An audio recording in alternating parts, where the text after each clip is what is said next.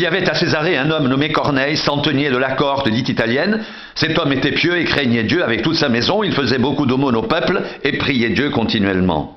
Vers la 9e heure du jour, il vit clairement dans une vision un ange de Dieu qui entra chez lui et qui lui dit: Corneille. Les regards fixés sur lui et saisi d'effroi, il répondit: Qu'est-ce, Seigneur? Et l'ange lui dit: Tes prières et tes aumônes sont montées devant Dieu, et il s'en est souvenu. Envoie maintenant des hommes à Joppé et fais venir Simon, surnommé Pierre. Il est logé chez un certain Simon corroyeur, dont la maison est près de la mer. Dès que l'ange qui lui avait parlé fut parti, Corneille appela 2 de ses serviteurs et un soldat pieux d'entre ceux qui étaient attachés à sa personne, et après leur avoir tout raconté, il les envoya à Joppé. Le lendemain, comme ils étaient en route et qu'ils approchaient de la ville, Pierre monta sur le toit vers la 6e heure pour prier. Il eut faim et il voulut manger. Pendant qu'on lui préparait à manger, il tomba en extase. Il vit le ciel ouvert et un objet semblable à une grande nappe attachée par les 4 coins qui descendait et s'abaissait vers la terre, et où se trouvaient tous les quadrupèdes et les reptiles de la terre et les oiseaux du ciel. Et une voix lui dit: Lève-toi, Pierre, tue et mange. Mais Pierre dit: Non, Seigneur, car je n'ai jamais rien mangé de souillé ni d'impur. Et pour la 2e fois, la voix se fit encore entendre à lui: Ce que Dieu a déclaré pur, ne le regarde pas comme souillé. Cela arriva jusqu'à 3 fois. Et aussitôt après, l'objet fut retiré dans le ciel. Tandis que Pierre ne savait en lui-même que penser du sens de la vision qu'il avait eue, voici, les hommes envoyés par Corneille, s'étant mis en quête de la maison de Simon, se présentèrent à la porte et demandèrent à haute voix si c'était là que logeait Simon, surnommé Pierre.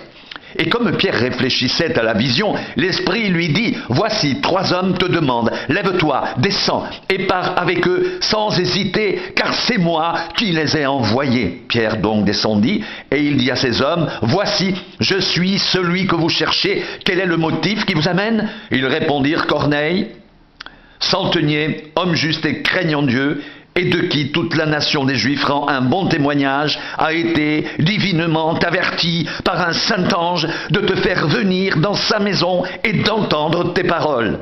Pierre donc les fit entrer et les logea. Le lendemain, il se leva et partit avec eux.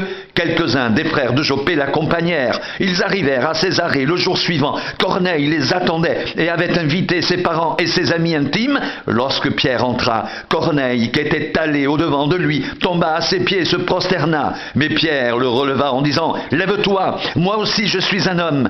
Et conversant avec lui, il entra, trouva beaucoup de personnes réunies.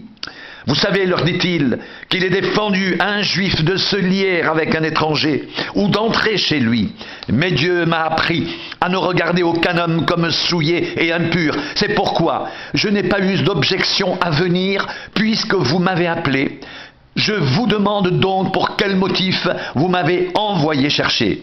Corneille dit: Il y a 4 jours, à cette heure-ci, je priais dans ma maison, à la 9e heure, et voici un homme, vêtu d'un habit éclatant, se présenta devant moi et dit: Corneille, ta prière a été exaucée, et Dieu s'est souvenu de tes aumônes. Envoie donc quelqu'un à Joppé, et fais venir Simon, surnommé Pierre. Il est logé dans la maison de Simon, corroyeur, près de la mer. Aussitôt j'ai envoyé quelqu'un vers toi, et tu as bien fait de venir. Maintenant donc, nous sommes tous devant Dieu pour entendre ce que le Seigneur t'a ordonné de nous dire.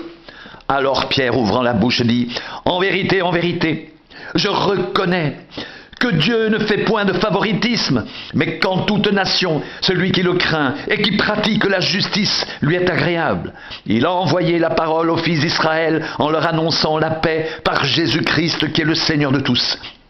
Vous savez ce qui est arrivé dans toute la Judée après avoir commencé en Galilée à la suite du baptême que Jean a prêché. Vous savez comment Dieu a oint du Saint-Esprit et de force Jésus de Nazareth, qui allait de lieu en lieu, faisant du bien et guérissant tous ceux qui étaient sous l'empire du diable, car Dieu était avec lui. Nous sommes témoins de tout ce qu'il a fait dans le pays des Juifs et à Jérusalem. Ils l'ont tué en le pendant au bois. Dieu l'a ressuscité le 3e jour, et il a permis qu'il apparaisse non à tout le peuple, mais aux témoins choisis d'avance par Dieu, à nous qui avons mangé et bu avec lui après qu'il fut ressuscité des morts.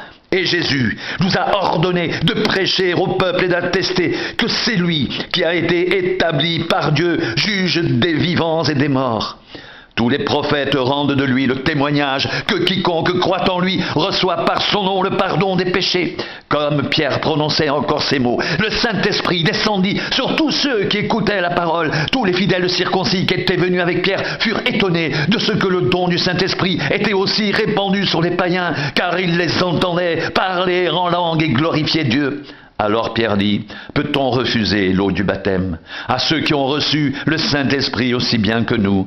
Et il ordonna qu'ils soient baptisés au nom du Seigneur, sur quoi ils le prièrent de rester quelques jours auprès d'eux.